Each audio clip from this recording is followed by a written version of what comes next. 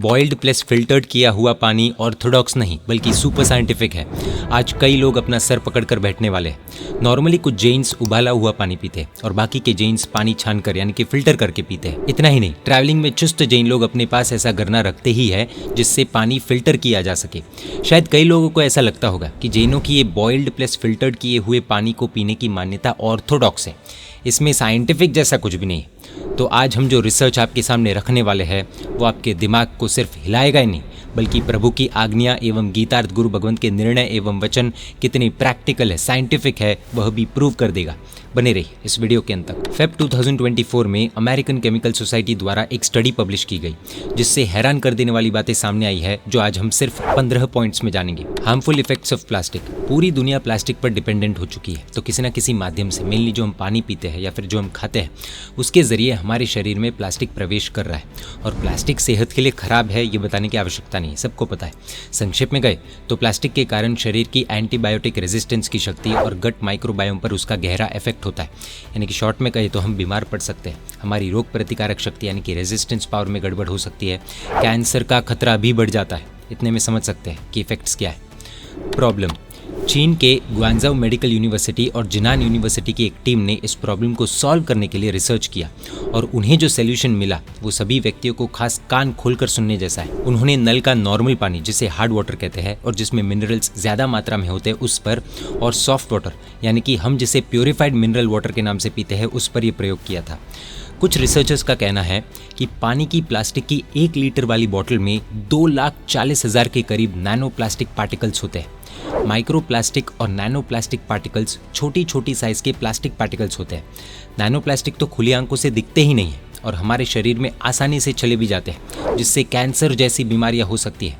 अब खुद का हिसाब लगाकर हमें कमेंट में ज़रूर बताइएगा कि पिछले 1 महीने में या फिर 6 महीनों में आपने कितनी बार प्लास्टिक बोतल में पानी पिया था। Shocking solution.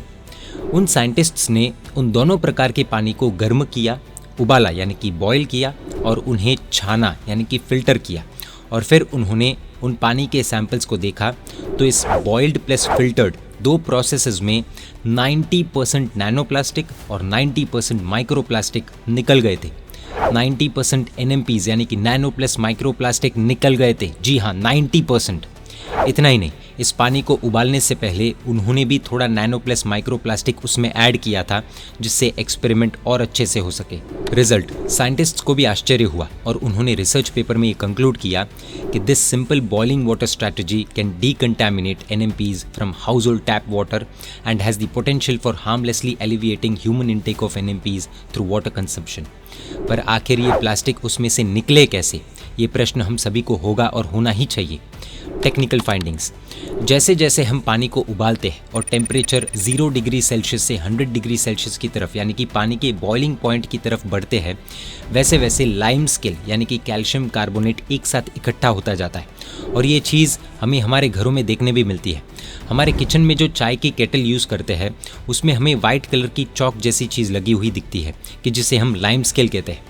होता यह है कि पानी का टेम्परेचर इस कैल्शियम कार्बोनेट को पानी से बाहर निकालता है और उसे और प्लास्टिक के छोटे छोटे फ्रैगमेंट्स को एक क्रस्ट यानी कि ग्रुप में इकट्ठा कर देता है।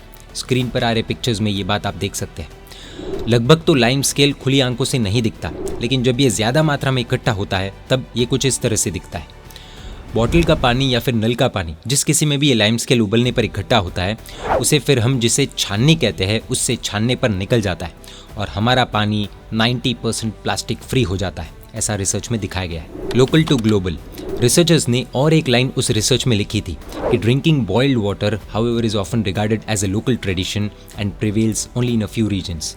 आपको जानकर आश्चर्य होगा कि हाल ही में BMC ने एक एडवाइजरी जारी की है जिसमें उन्होंने मुंबई के कई इलाकों में गंदे पानी की कंप्लेंट आने के बाद मुंबई निवासियों को पानी को छानकर और उबालकर पीने का सुझाव दिया है। आज भी अनेकों जैन लोग जैन धर्म के नियम को पालते हुए पानी को छानकर प्लस उबालकर ही पीते हैं। अक्सर ऐसे आराधकों का मजाक उड़ाया जाता है। विडंबना ये है कि कई लोग प्रभु द्वारा बताई गई बातों में इफ, वाई, बट आदि प्रश्न करते हैं, लेकिन जब वही बात साइंस या सरकार कहती है तो उस पर आंख बंद करके विश्वास हो जाता है। BMC की बात माननी या परमात्मा की, जो भी हो, लेकिन जैन धर्म का ये सिद्धांत पूरी दुनिया को आज नहीं तो कल अपनाना ही होगा। लेकिन क्या ये हम जैनों के लिए गौरव की बात होगी? खुद से पूछने जैसा है। आज जिसे हम लोकल बोल रहे हैं वही कल ग्लोबल होने वाला है, और ये बात भी उस रिसर्च में मेंशन की गई है। Alarming issue for all of us. हम जो बिना उबाला हुआ पानी, बिना छाना हुआ पानी पीते हैं उसमें पॉलीस्टीरीन, पॉलीइथिलीन, पॉलीप्रोपिलीन और पॉलीइथिलीन टेरिफेलेट के अंश होते ही है। ये हमारी सेहत के लिए बहुत हार्मफुल है। बड़े दुख की बात है कि आजकल जैनों का कोई भी प्रोग्राम, धार्मिक या सामाजिक, सभी में एक खतरनाक ट्रेंड शुरू हुआ है। प्लास्टिक वाटर बॉटल्स और अनछना पानी यानी कि बिना फिल्टर किया हुआ पानी आने लगा है। प्लास्टिक की बॉटल्स में मिनरल वाटर के नाम से जो पानी दिया जा रहा है वो और कुछ नहीं बल्कि प्लास्टिक की पेट में प्रभावना है, और शायद कड़क शब्दों में कहने जाए तो मेहमानों को और संघ के सभी लोगों को यानी कि हमारे साधर्मिकों को रोग की प्रभावना है। आजकल पूरी दुनिया चाहते न चाहते हुए भी प्लास्टिक पर ही जी रही है। पूरी दुनिया में शायद एक भी घर ऐसा नहीं मिलेगा कि जहां प्लास्टिक ने अपना अड्डा जमाया ना हो। डिस्पोजेबल बॉटल्स हो या फिर डिस्पोजेबल कटलरी, इन सभी को आज स्टेटस गिना जाता है और हम दुनिया से कुछ ऊपर है ये बताने का एक जरिया बन चुका है। पर इस स्टेटस की भूख में हम अपनी हेल्थ की कब्र खोद रहे हैं। स्टेटस बताने के लिए शरीर ही नहीं रहेगा, ऐसी हालत हमारी होने वाली है। ट्रैवलिंग में भी प्लास्टिक बोतल में ही पानी पीने की आदत हमें कहीं हॉस्पिटल के डेस्टिनेशन पर न पहुंचा दे, सोचने जैसा है। ये हमारी साधर्मिक भक्ति है या कम भक्ति है, पता नहीं। अगर ऐसे फंक्शंस में कोई प्लास्टिक की बोतल के पानी को खुद के गिलास में छानने जाता है तो उसे लोग धर्म की पूंछ कहते हैं, पर उन्हें पता नहीं है कि ये व्यक्ति सेहत की पूंछ है और बाकी सभी लोग रोग की पूंछ है। उसे ऑर्थोडॉक्स कहने वाले खुद ही ऑर्थोडॉक्स है क्योंकि वे साइंस से भी समझते नहीं हैं और साइंस को भी नहीं समझते हैं। जीव रक्षा इज इक्वल टू स्वरक्षा।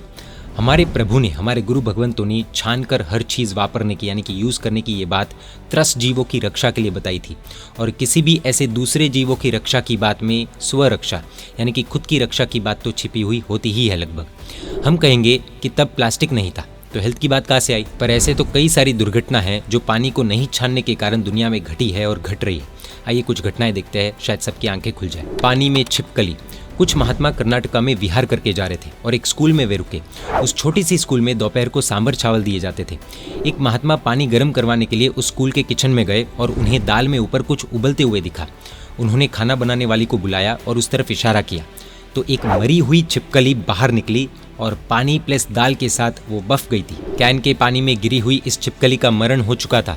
पानी को नहीं छानने के कारण कितने ही बच्चों में इस छिपकली के अंश जाते, सोचने जैसा है, और उसके कारण उन सभी की हेल्थ कितनी हद तक बिगड़ती वो भी समझने जैसा है। छिपकली जहरीली हो तो मृत्यु के भी चांसेस हो सकते हैं। घर की बात। एक बड़े जैन जीवनवार में खाने के बाद बहुत से लोगों को फूड पॉइजनिंग जैसा हुआ। उनके शरीर पर अलग अलग तरह की एलर्जीज होने लगी। तलाश करने पर, टेस्ट करने पर पता चला कि पानी के अंदर नल के जरिए एक छोटा सा सांप आ गया था कि जिसे रसोइयों ने दाल में उबाल दिया था और उसी ने ये रोग फैलाया था। हालांकि आयोजकों ने इस बात को दबा दिया था कि जो सदियों से होता आ रहा है। यदि कोई जैना मंडल या जैना श्रावक भाई होते तो शायद ऐसा नहीं होता, लेकिन अनफॉर्चुनेटली ये जैना हमें आज खटकने लगी है क्योंकि हम जैना से ज़्यादा टेस्ट को प्रेफरेंस देते हैं। शास्त्रों की बात। शास्त्रों में भी ऐसी ही एक घटना आती है कि जिसमें अंधेरे में सांप के उबले हुए पानी से पूरी फैमिली मर गई थी, और इसलिए ही जैन शास्त्रों में ये स्पष्ट विधान है कि पानी को छानकर ही यूज़ करना चाहिए। हमारे 14 को बोले जाते अतिचार सूत्र में भी संखारे की बात आती है कि जो ये सूचित करती है कि पानी को छानने के बाद उनमें आए हुए सूक्ष्म त्रस्त जीवों को विधिपूर्वक दूसरे पानी में अनछना छोड़ देना चाहिए, वरना दोष लगता है। यानी कि छानने के बाद की प्रक्रिया बताई है तो समझना है कि छानना is must. Time for some revolution.